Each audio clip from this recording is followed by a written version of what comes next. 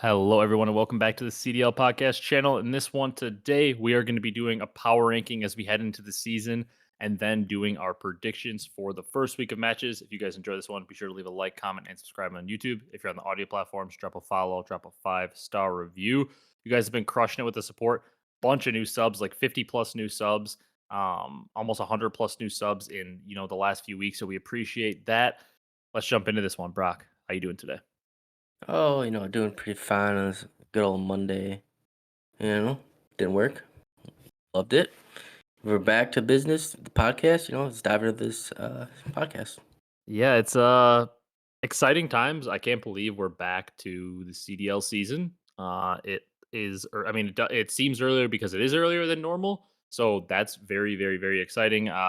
Feels like it just kind of snuck up on us. Like I knew it was coming. I knew it was coming. Then all of a sudden, it's like, bam, it's here. I'm so used to having to like come up with like a month or two worth more of ideas for hmm episodes because Yeah. the season usually doesn't come this quickly. But I'm not going to complain about that. I can't complain about the season coming early. Although I feel like I don't know the game as well because I don't have that extra month or two of playing time. hmm Uh, Although a lot of times the CDL season comes out and we don't have ranked yet. So that is a good wrinkle, and we'll start there, Brock, talking about ranked. Um, you know, Ranked play has been very fun. I'll say the one thing I have to complain about is the play rate. Yep. So like in a best of 5 series, 40% hardpoint, 40% search, 20% control. And right now in ranked play, I probably played 60 plus games and I played 2 searches. So Yep. that's got to be changed. And then I think they're changing it on Thursday, but the OP guns, I mean the guns that are GA, they got to go. The Krig is insane. It's basically like you got to use the Krig or you're just going to get like destroyed. Like the Krig is just way too good. Hopefully that is taken out on Thursday with the update because I want to play, with the meta weapons, with what's going to be used, and like I don't want people to have this crutch that is the Krig where they're just beaming you across the map. Yeah. Don't want to really. Sure, it was fun to test out all the guns for a week or two, but let's get to the real stuff. Get to the what the pros using and like the cricket, like you said, OP, and there's like four in the map.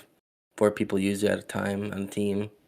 Yeah, and like I also like some like one of the places I noticed it the most is if you go to that like top balcony over B control on vault, and you see hmm somebody like across that entire street, which is a very far shot. Like that is a very long shot. I Yep. pull out the Krig and I can like four bullet somebody without missing a bullet like all the way across that. And you should not just be able to zap somebody across that like every time consistently easily. Like every once in a while, sure, you have a good shot, you should be able to zap them, but the AR should not be good enough to just four bullet somebody across that entire street like instantly. Yeah, that's a long street. Beside Vault. It's just such a crutch gun. Like you can get like insane kills that just don't take much, and it's making players that aren't as good really good. And like I mean, it's just such an easy gun to use. We need to get it out of ranked. We need to get to like what the normal meta is going to be, and it's also, I don't agree with a lot of GAs or some GAs that are put in place, but like it's also a reason that GAs are in place because like if they weren't in place, there would be 3 to 4 Krigs per team on every map because the gun is just way too good and it doesn't make the game fun. Like there are certain guns that are too good Mhm. where like subs would just be completely not viable for a lot of the situations, and the Krig is just it's too insane. We need to get that thing out right away. But other than that, ranked has been pretty fun. Yep. Like you, I mean, I have not gotten a search yet, so I'm surprised you got one.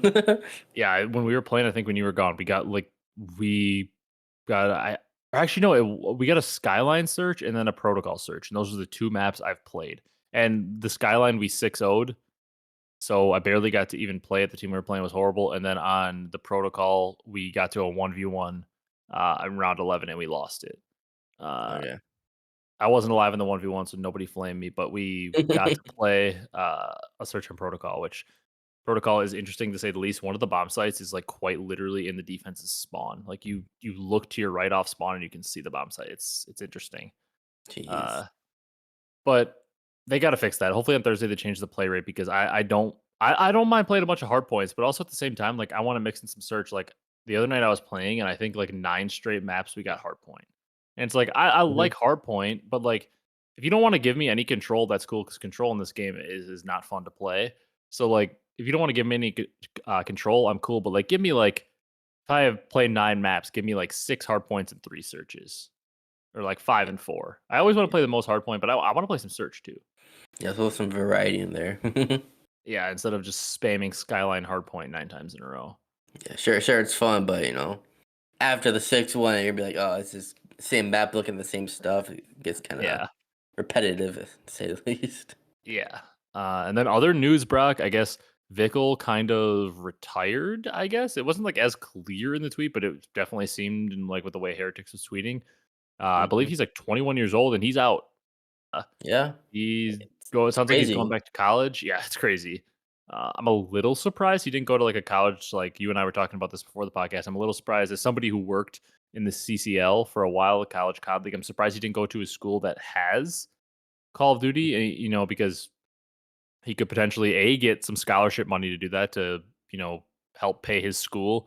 B, like it could keep his ability to play in the he can still play in challenges if he's in college COD league and he can also still get called up to the league. So like it keeps those open. I mean, I guess it's maybe he's just not interested in playing anymore, which is definitely a possibility because Hmm. uh then that makes sense as to why he's just, going back to a college and um not playing at all for a college COD team or challenge or anything because maybe he just, maybe he's just done.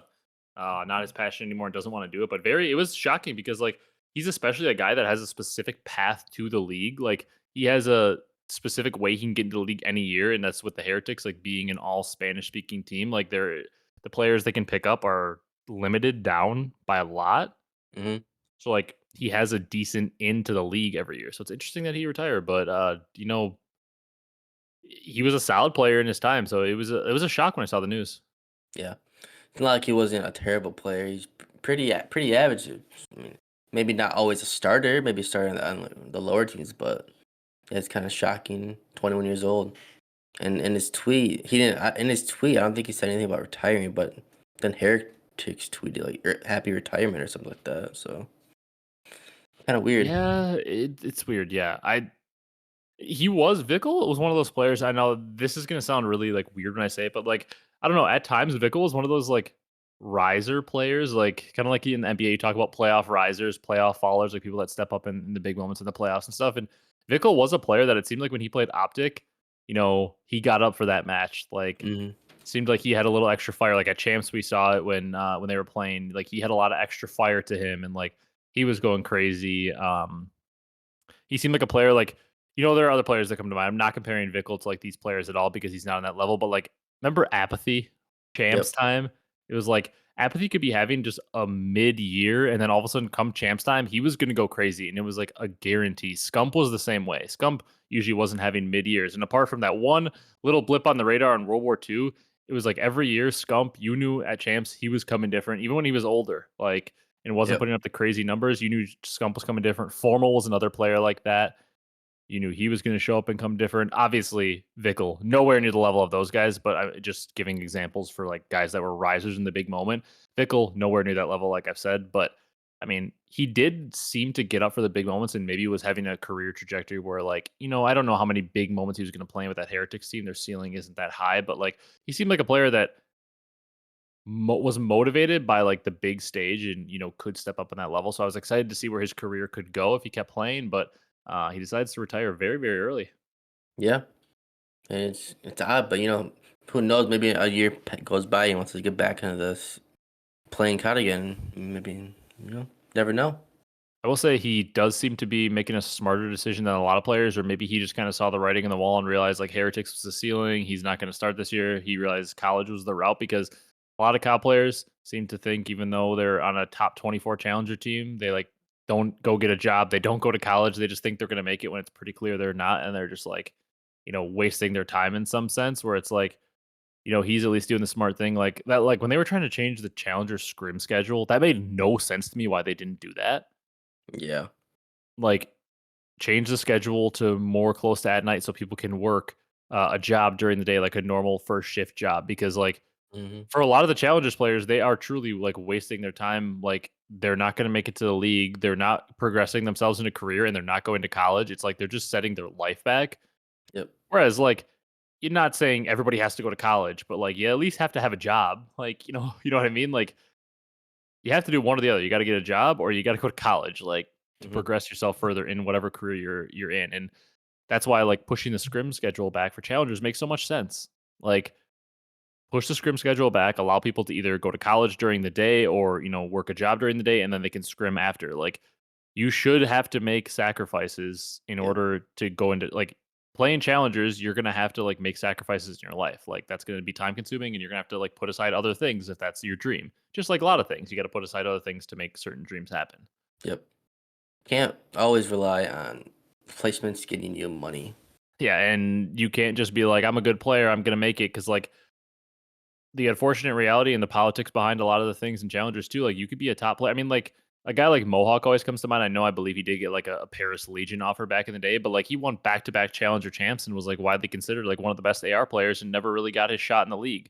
It's Hmm. like you can't rely on just like playing well to get your shot in the league. Like you got to have a backup plan. You got to be, working a job or going to college, like we said, because then if it doesn't work out, you've like, okay, I have this career started already, or okay, I have this college degree that I can fall back on. Whereas you got some of these players that are playing into their mid 20s with nothing else going for them. And it's like, you got to have something. Like, Call of Duty isn't the most reliable esport, to make it in. It's not like you're a 5-star basketball player, going to Duke, and it's pretty hard for you to screw that up in some ways.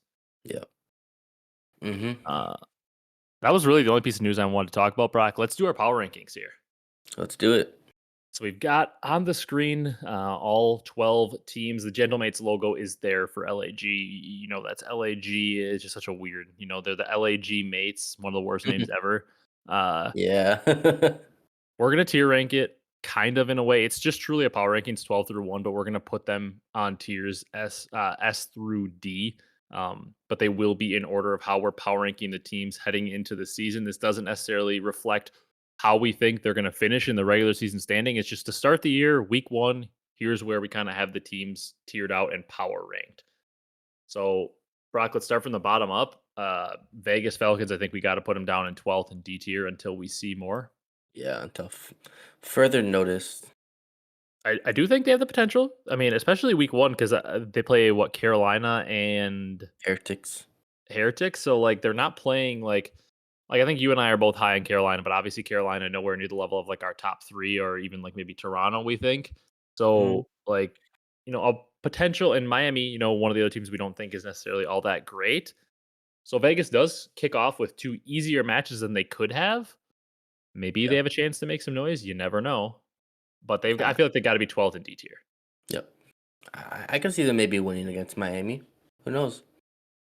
Early Maybe. season, early season COD might play Yeah. weird and stuff like that. Yeah. Miami did start out hot last year. Uh, and the one thing, I mean, we can get this in our predictions, is the one thing Miami, I guess, I think does have going for them is the fact that they do have a lot of continuity on their roster. Hmm. With Rencor being really the only new starting player, like they're going to still have Lucky Metals and Real. So there is some, continuity with the roster, which could help early season as other teams are kind of feeling each other out. I guess, though, the Falcons do have some continuity too. Like this team has been playing together in challengers and stuff. So I guess kind of disregard that thought. Yeah.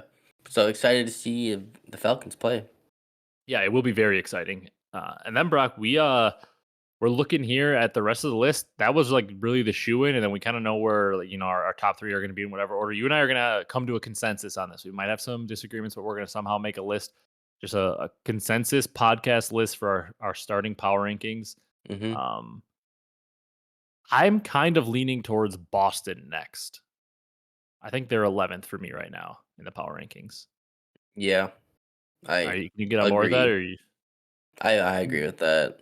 Now, do we put them in the same tier as Falcons above them in D, or do we put them in the bottom of C?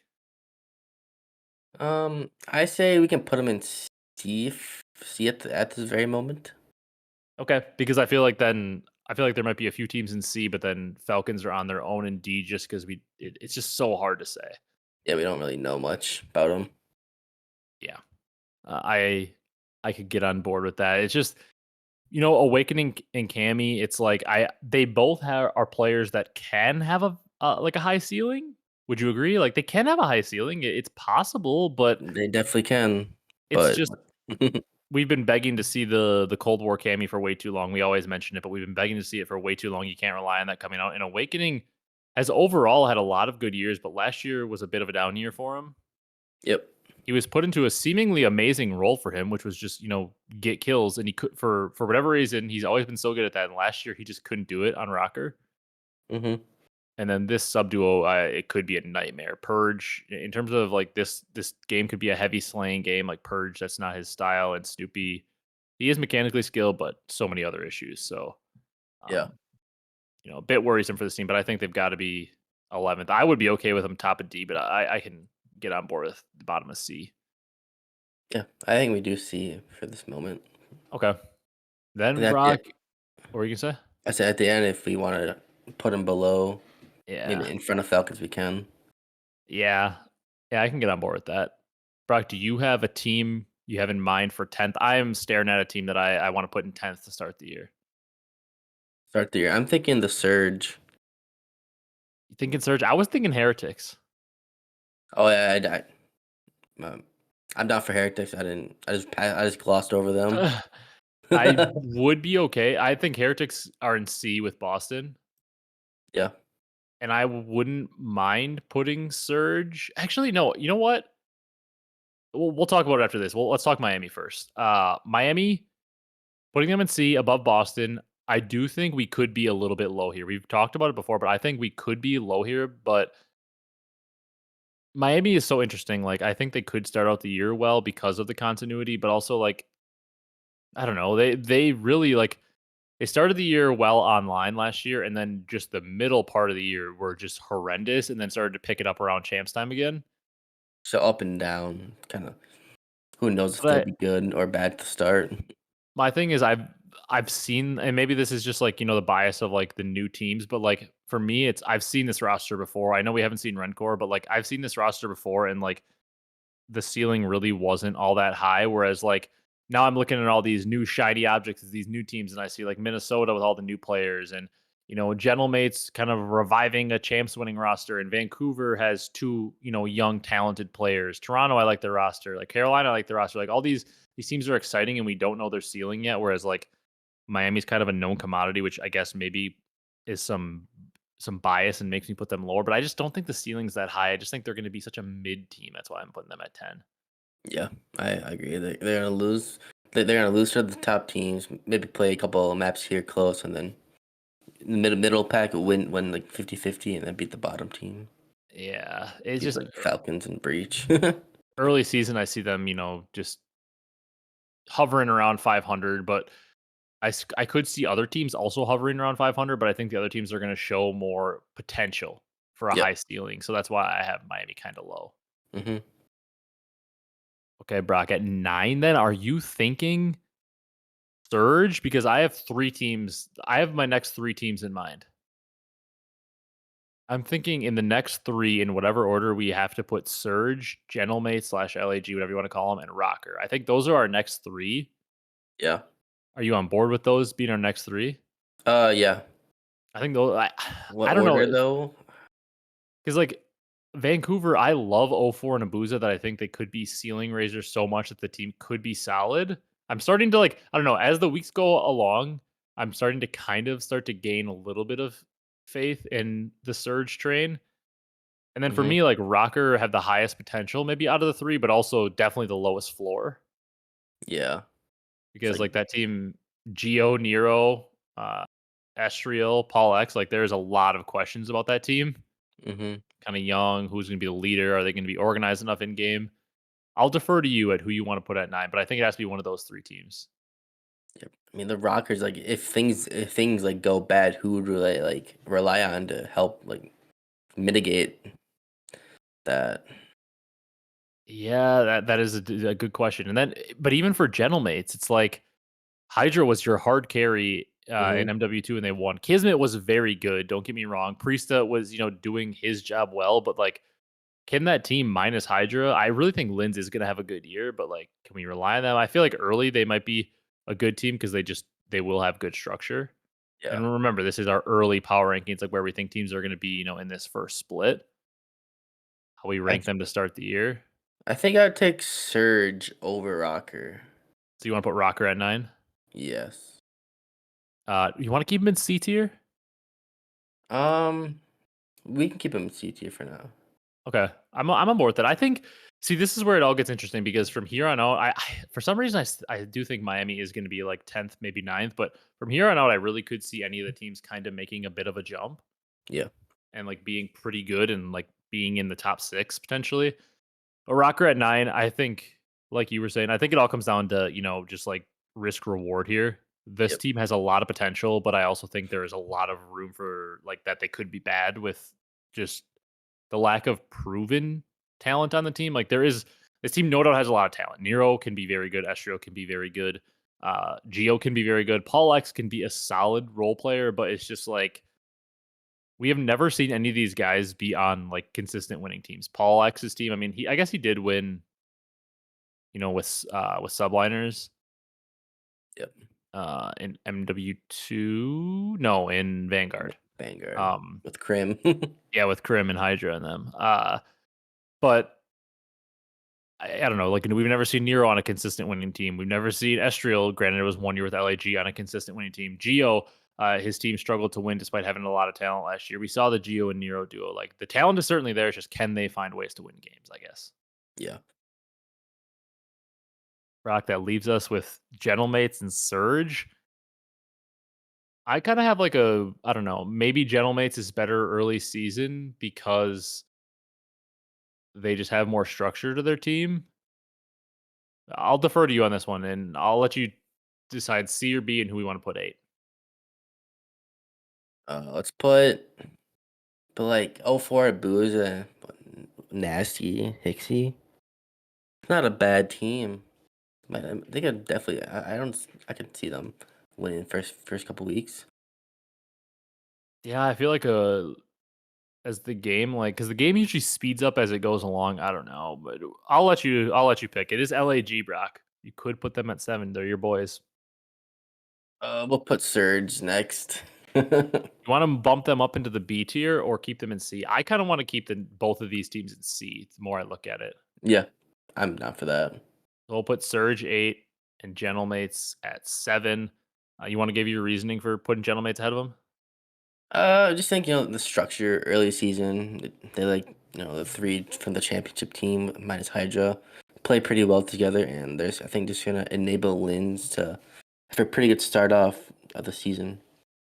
Yeah, I can agree with that. I think early season there could be a lot more structure. This team has chemistry playing together. 04 Booza, they have the chemistry, but haven't played with Nasty or Hixie at all. So there could be some struggles there as they learn each other. And Gentlemates, obviously, 3 of these players won 3 events in a single season together.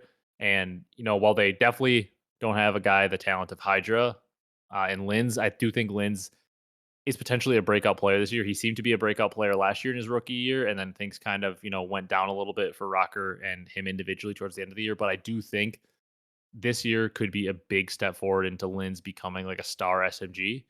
Yep. Uh, and I just like their team to be better early on, just because, like we've been talking about, they have played together before, and a lot of times, like that helps out when a team knows each other very well early game. Like they aren't working through in-game chemistry issues because these guys have played together before.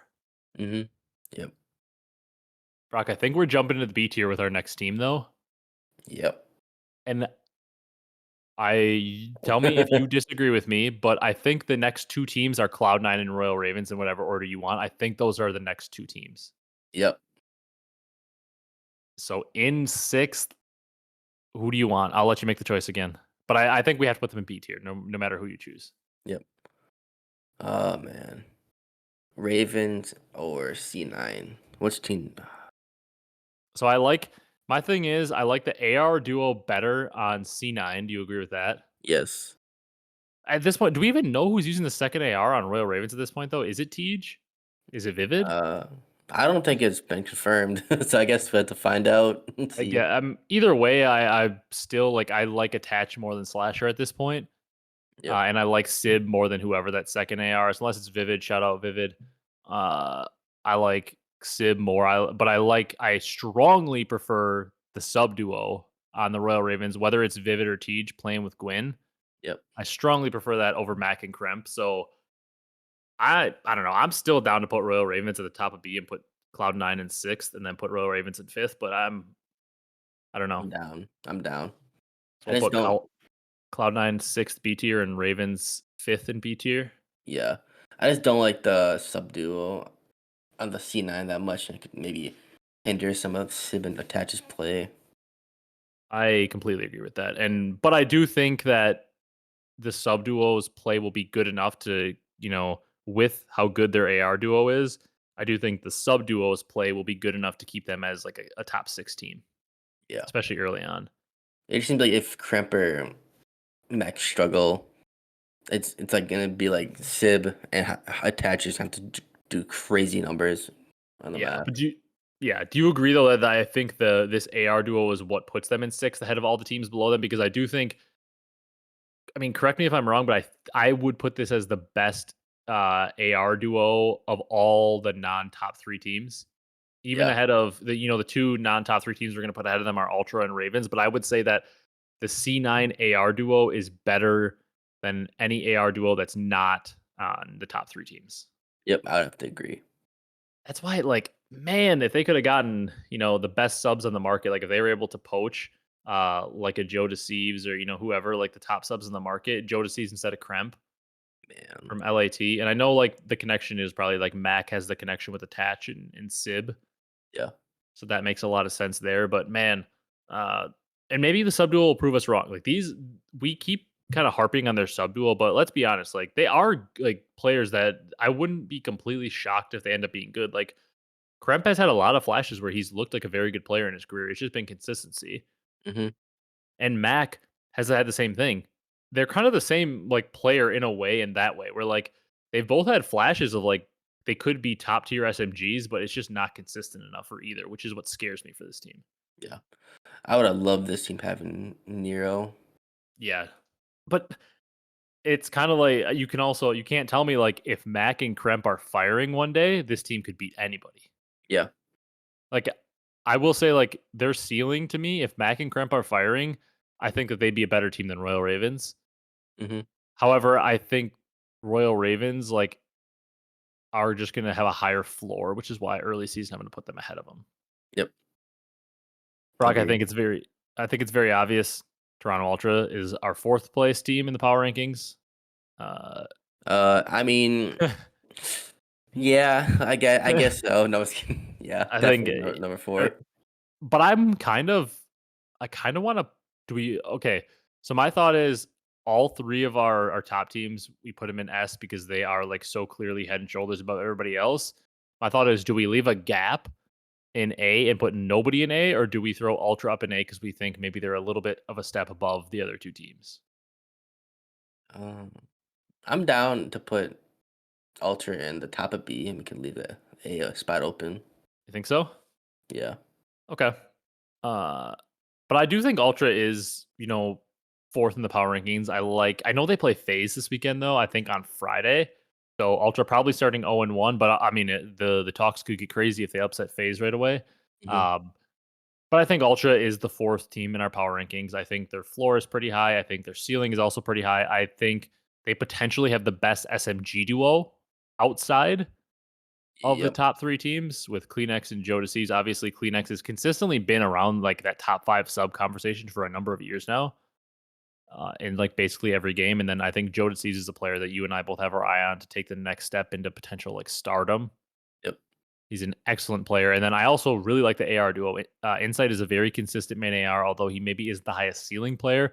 But I think Beans is a player that has a very high ceiling. Like the mechanical skill for Beans is so on point if we can kind of tune up some of the decision making in game. Bean's mechanical skill wise can be up there with the best of them, best of Yeah. the ARs. Yep. And like I said, maybe the ARs are a little slow, placed a little slow, but hopefully one of them can speed it up and help the team and become a very top team.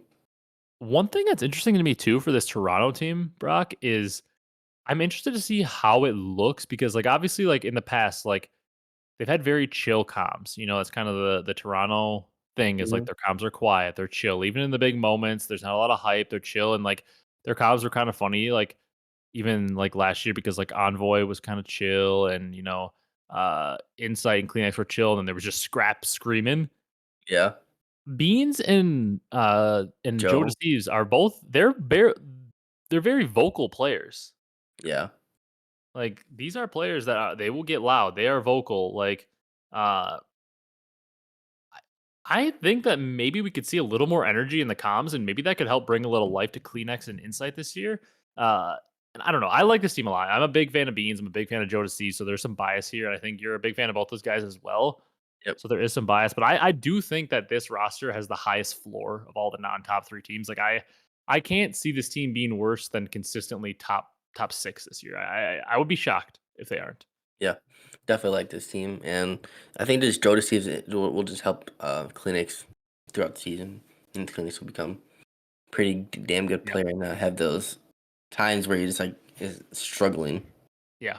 I agree. I think it's going to uh raise his floor up a little bit too cuz Kleenex that is the one knock on Kleenex that keeps him out of being like a top 3 SMG that's always kept him in that like bottom half of the top 5 or bottom part of the top 5 is the consistency in comparison to guys like Simp, like shottzyy, like a BZ, Hmm. like Yeah. Hydra. Um all right, Brock, we're down to the big 3. I think I want to put them all in S just to keep them there cuz I think they all are that good. I have an interesting take. Um, I think I want to put LA Thieves in third just because I think the continuity of the other two is going to help them early on. And I think they're going to be a little bit better than LA Thieves early on. Hmm. Uh, that being said, like I think like LAT and Faze play on Sunday, and I might still pick LAT. But I just for power ranking sake, I want to put LAT in third, just because I think for continuity's sake, Faze and OpTic might be a little better to start out. Are you okay with that? Yeah. I, I agree with that. That being said, I still might pick LAT to upset Faze this weekend, or not really upset, but beat Faze because you never know with these top 3 teams in any given day. Yeah. Teams are all just super good. Yeah, they're all good. Like one of them, we might put one in the power ranking, they might lose, and they might crush them the next time. Like these teams are just going to beat up on each other. Yep. Where do you want to go with 2? Because I kind of want to put OpTic 2. I was kind of thinking the same thing. I kind of want to put Phase first because it's Phase. Because so like with with Faze and OpTic, it's like OpTic is obviously defending champs. You can make that argument for them, like they are the defending COD champs. So you could definitely make the argument to put them one. My thing is Faze is just always consistently so good in the regular season, Hmm. and they usually are very good early in games. But OpTic usually is very good early in games too. Yeah. Uh, Those two don't lose much early in the games. yeah, or in general, much in the regular season. Yeah. But OpTic consistently has like kind of bottoms out at random points during the middle of the season. They end up finishing like second, third, fourth in the regular season standings. Faze has been first every year, and Faze seems to start out pretty well every year. They're just also the most consistent team. Like all these other teams have like dips, and Phases like dip is like, oh, they got a top 4. Oh, they got third at this tournament. Uh, Yeah. Oh, I they just missed think early on, Champ yeah, Sunday for the first time in years. yeah, like they missed the grand finals at champs for the first time in Simp and Abiti's career together. Yeah, they're just so good.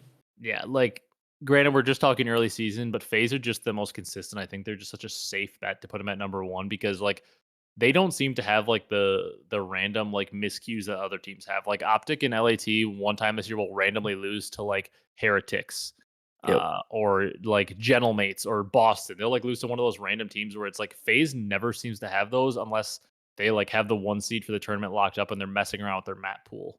Yeah. They usually beat up on the bad teams, unlike like you said, map pool situations. Yeah, which is the perfect reason to put them at number 1 in the power rankings is because they don't lose matches. Like the other teams will screw up some matches here and there, and FaZe just doesn't do that. They're just built different. Like with this trio, they just always win in the regular season, especially. Yeah, it's just crazy how they've been first in every single CDL season. It is insane. Um, that being said, we could easily see any of these teams beat each other, and like I said, I still may end up picking LAT when we get down to it. Yep. But Brock, that is it for the power rankings. We are gonna jump on over to our pickums, and I'll have the a picture of the matches up on the screen, and we'll explain how that's gonna go. So, um, pulling up the matches here, Brock. It is exciting times to say the least. Very excited to get into some predictions. This is predictions. Talking about matches is kind of the extremely fun part Hmm. about doing this, and we are back. Um, all right. I'm excited, Brock. 4 matches on Friday, 4 on Saturday, 3 on Sunday. Hopefully they keep it like this all year and it's just, full of matches. They don't make any changes and really shorten things up. But Hmm. we've got some banger matches. We only have one match this weekend of the top three playing each other, but there are some like good measuring stick matches. Like I'm excited to see the Falcons play against some other teams that maybe aren't top tier teams to kind Yep. of see how they rank against those teams that are maybe more towards the bottom. There's some other good measuring stick matches like LAT or not LAT, sorry, C9 plays LAT and OpTic. I like to see where they measure up against them because C9 are one of those teams that people think could be the fourth best team. Hmm. So I'd like to see where they measure up. I'm really excited for the Toronto Vancouver match. I'm just excited for all the matches. It's hard not to be excited First because it's week. the first time we're seeing everybody play. It's hard not to be excited to watch all these teams. Yeah. For predictions this year, Brock, we're gonna do it a little different. We've now done predictions 2 years, 2 seasons with you on. I'm 2-0. I got you beat both years. Yep. Um, but we're doing it a little different. We did confidence points 1 and 2. This year, we're just straight up picking. We're picking a winner. You get 1 point for the week if you pick the winner right, and if you get the correct map count, obviously after getting the correct winner, if you get the map count 3-1, but it's not your winner, you don't get the point. So for LAG Minnesota, let's say Minnesota wins 3-0. You picked Minnesota 3-0. You get an extra point for getting the map count right with the winner. So you would get 2 points for it. And then we're going to have one game every week where you can triple the points for getting the winner right. So kind of like a lock, like your lock of the week to put it in, and you can get some more points for that. Um, Okay. I like it. so something interesting, so we don't have to kind of like confuse the viewers and talk about confidence points. Just makes it a little easier, and then we'll have like our lock of the week. And every week, whoever lost the last week gets to pick their lock first, and the other person can't duplicate it because then obviously like there would be no bonus to getting the 3 points. Yep. And you are going to have the veto advantage for that this week because you lost last year. We're going back to last year for it. All right. So first match, Brock, we're starting off with your boys, the LAG mates. Yeah. What a name. Are playing against the Minnesota Rocker. Very intriguing match here because kind of teams that, I mean, we just did it in our power rankings, teams that we kind of view roughly next to each other in terms of where they are in our head right now. So this will be a fun measuring stick match to see which team looks better. Hmm. Yes. I'll let you kick it Mhm. off. All These are your right. boys. My boys, the LAG mates. I'm gonna kick off with a banger of a series and go LAG 3-2. LAG 3-2. Of course, you got to go with your boys. Hopefully the boys can turn it around this year. Yeah, hopefully for your sake. And you know what, Brock? Maybe you're going to beat me in predictions this year because, LAG actually doesn't have the worst roster potentially this year. Yeah. With Skies, Priest, Kiz, Lins, like usually they have like one of the worst teams and you're just constantly picking them. This year they might actually like, roughly be like, I don't know, around like the sixth or seventh place team. So they might be winning matches. So maybe you'll get more points because you remember we did it that one time. How many points you actually lost after just constantly picking LAG when they would never win. Yeah, and then I would pick them and then they would lose. Yeah. Or I wouldn't pick them. I would pick the other team and then they would actually win that one. Yeah. It, yeah. Um, However, Brock, I'm going to start out, make it fun right away. I'm going to disagree with you. I'm going to go with my boys on the Rocker 3-2. This is, I mean, all these are really toss ups in a lot of ways because we don't know the teams, but this one, uh, I really don't know what to think. I feel like I should be picking LAG because, like we just said, I put them ahead of them in the power rankings. I agreed with you. I just think maybe this is one of the matches where like Rocker just come out firing and we see their high ceiling on display. Uh, Hmm. I like their team. And I do. I mean, that LAG team should be a good search team, but I think maybe they don't have like the ultimate aggressors in search. I think like Nero and Estrio could play really aggressive. I think Geo can get some picks. Like Paul X, I expect this team to be good in search and to be able to close it out in a map 5. But like I said, this week's gonna be hard to feel super confident in any of your picks, Yep. except maybe the next match, Brock, because we've got OpTic versus Boston. The champs versus the champs of the challengers. Yeah, versus Mostly. the worst team. Uh I'm Boston, gonna basically the worst team last year. I'm gonna pick this team as my team of the week. And I'm gonna go 3-0. I think that Texas will just roll them. You're making this your triple points match for the week, your Yep. lock for the week. Yep. Come on, Texas. Please don't let me down. Yeah, that seems like probably the best pick for the lock of the week. Uh, I would have probably used it on that if you didn't, so I kind of got to come up with a new one now.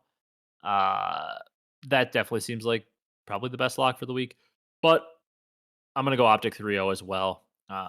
Maybe Boston shows something. It's early years, so seems like probably the best time for teams to be able to extend it because like teams won't know the game as well. Yeah. So I'll go OpTic 3.0 as well. Then we got Vegas and Carolina. Oh, the Falcons versus the Royal Ravens. Just do it. Just pick Vegas. Just- no, I'm not gonna pick them this time. I think the Vegas Falcons. I think they take the first map hardpoint. They come out hot, and then after that, I think just Carolina wakes up a little bit more, and they roll the next few maps 3-1. You think? So 3-1 Carolina. Yeah, 3-1 Carolina. I actually I don't know if I agree with the hard point, but I actually kind of agree with the 3-1. I do think Vegas is gonna come out and it's like I don't know, they're gonna like shock Carolina in some ways. I think they could do that to a lot of teams early on. Maybe they won't win matches. Uh, but I think they could shock a lot of teams and like just have such a weird play style that they like win random maps you don't expect because the team doesn't know what's going on. Yeah. Uh, so I'm gonna go 3-1 as well. I don't really know. Maybe not the hard point. Maybe they like play really weird in search or something and get a win. Yeah, maybe like super ultra aggressive and search, like run as 4 or something to start the game. Yeah, or maybe they win. I don't know. I feel like they're probably gonna really struggle in control. Like the mode where you have to be the most disciplined and teams have really good setups. I feel like they'll probably just get dominated in control, but maybe I'm wrong. I don't Mhm. know. I'm gonna go with Carolina 3-1 though. I like it. Then we got maybe the best match of the day. I don't know. It depends how good Toronto looks coming out. Atlanta versus Toronto. As Yeah, much as I much as you I put me like in a bind with picking OpTic as triple points because I want to pick Faze, but Faze has two pretty tough matches this week. yeah. I think Phase early season. I think it'll be a 3-1 for Atlanta Phase. I think Toronto gets a map. I'm not really exactly sure what map they'll get. Yeah, yeah. I think I mean we started out different, but now we're gonna go same map count and everything. I think I'm gonna go Atlanta 3-1 as well. I think Toronto maybe takes the control off them or something, but Atlanta has always been like that trio has always been really good at control. Uh Yeah. maybe they take an early season search, I guess. Kind of weird, but Atlanta also should be so good at search. This is why they're the number one team. I'm gonna go 3-1 too. I think Toronto finds a way to take like some random weird map off them, but I would feel pretty shocked if FaZe doesn't win it. I don't think I'm gonna use my triple on this. I just have no idea where I'm gonna use it. Maybe I should just use it because Atlanta just wins so much and it's better than using it against LAT for them. But I just don't. But that would I don't know. I just don't feel that confident in them just beating Toronto because Toronto is a good team. You know what? Actually, I'm gonna screw it. I'm gonna go back and I'm gonna put my triple points on Carolina to beat the Falcons.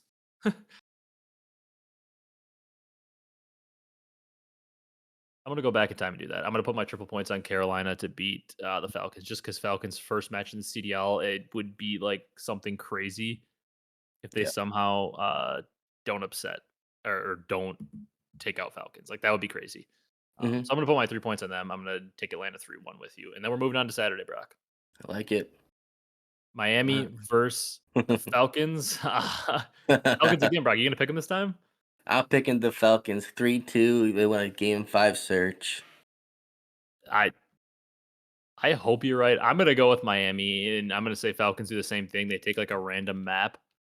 So I'm gonna say Miami 3-1. But I really hope you're right because it would be the memes would be hilarious if Falcons like people are talking about how much of a learning curve they have. They come in and like they're not playing two of like the top three teams, so anything could happen. Because like you and I believe Carolina is gonna be good, but really with the non-top three teams, we truly don't know which teams are gonna be really good and which teams are not gonna be. Yeah. So anything could happen. Like maybe Carolina actually sucks, and all of a sudden Vegas win 2 matches this week. That would be an insane story. But That I'm would gonna go be. Miami 3-1. I hope you're right though. You're just kind of just playing off vibes, hoping Vegas wins. Yep. Uh, Ooh. Minnesota Boston next match, Brock. Minnesota Boston. I think Minnesota. I think Minnesota 3-0.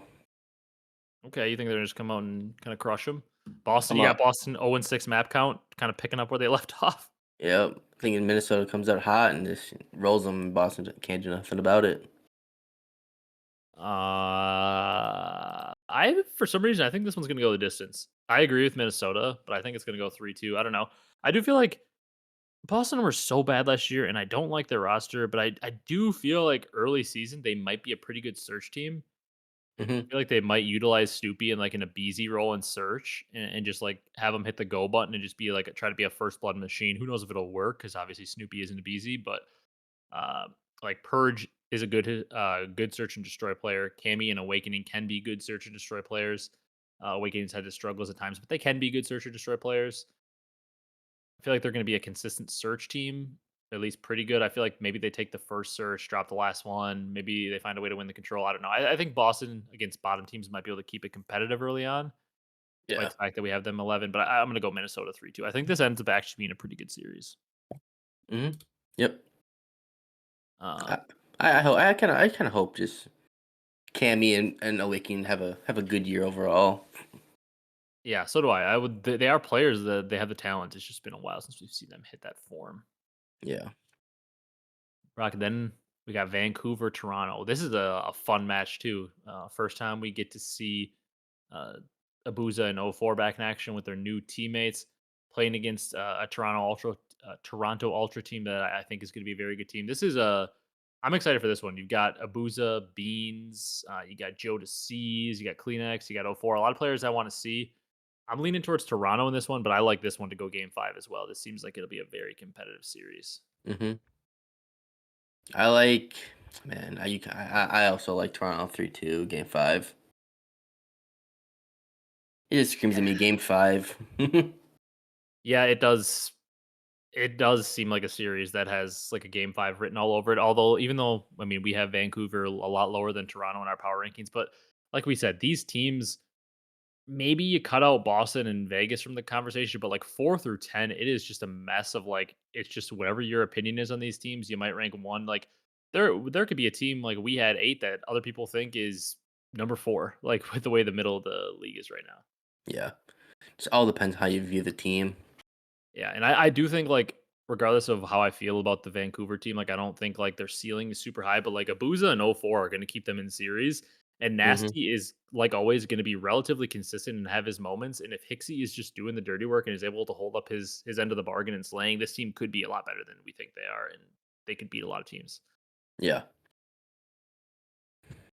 Then the next match, Brock, last match of Saturday, we get LAT's first match of the season, and LAT, they're staring down the barrel of a decently tough first week. I mean, C9 is probably among the top of the middle of the pack teams, we believe. Good AR duo, and Hmm. then LAT faces Faze to end Sunday off. But I got LAT in this one 3-1. I like the C9 team, but I just don't think the SMGs can keep up with LAT. Basically, is my thought process. I think Hydra and Envoy are going to kind of run it down in this team, and uh, it's not like the AR duo of LAT can't keep up with C9. Although C9's AR duo is very good, I'm taking LATs all day, Ghosty and Scrap. Yep. I also like LAT, and I think C9 will keep. First of all, I'm gonna go LAT 3-0, but I think C9 keeps every game close and just lose it red, kind of at the end. Yeah, I could see that. Like they get to 200 in hardpoint, win 3, 4, 5 rounds in search, 3-2 in control, something like that. Yep. Control is pretty defensive heavy on basically every map in this game, so I could see a lot of 3-2s in that mode. Mhm. Uh, all right, Brock. We're on to Sunday then. Miami versus Vancouver. A bounce back series for Vancouver here. Although for you, it's a bounce back for Miami as well because you had them losing to the Falcons.